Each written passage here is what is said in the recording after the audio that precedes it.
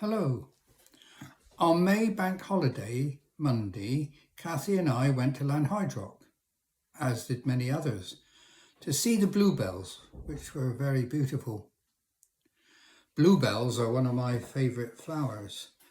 In late April and May, spring accelerates and our countryside in Cornwall is fresh and new.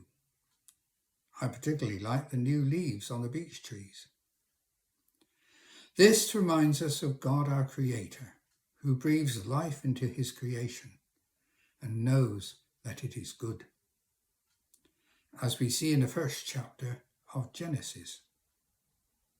The beauty and majesty of creation reflects the God who creates and continues to create. The wonderful thing is that God invites us to cooperate with him in this work. It is not just the big things like beech trees, but the small things like wildflowers, which, if we look at them closely, are so beautiful. If you look closely at them, say with a magnifying glass or a suitable camera, you can see their wonderful details.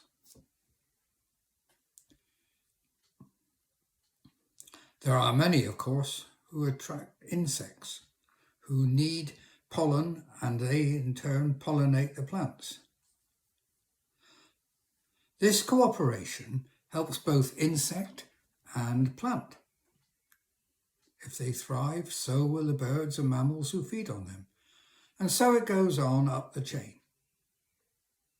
And this chain is under threat in our country and our planet for various reasons, but mostly because of the impact of human beings in the way we exploit both our flora and fauna.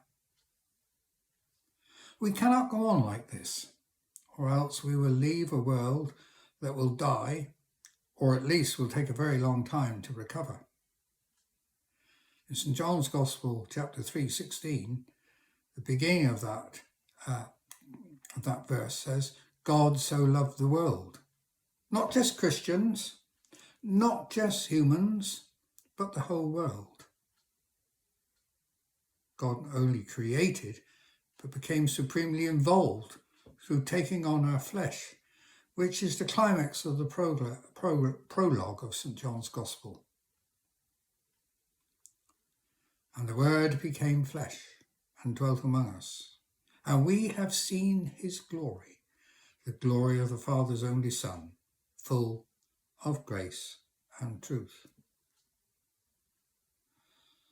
God loves us, and creation is reflected in the words of our Lord in St. Luke's Gospel, where Jesus says that Solomon in all his glory cannot be compared to the beauty of the lilies of the field.